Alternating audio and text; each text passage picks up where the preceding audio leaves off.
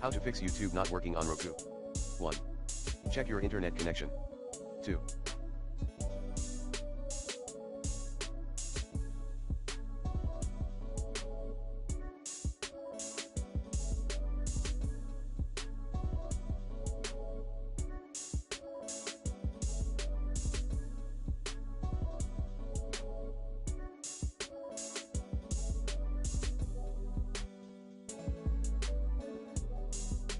Reboot Roku device. 3. Force restart your Roku device via your controller. 4. Check YouTube server status. 5.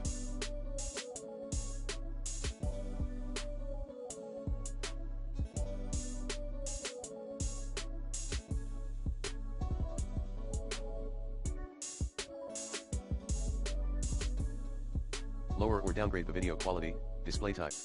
6. Update the YouTube app on your Roku. 7. Update your Roku. 8.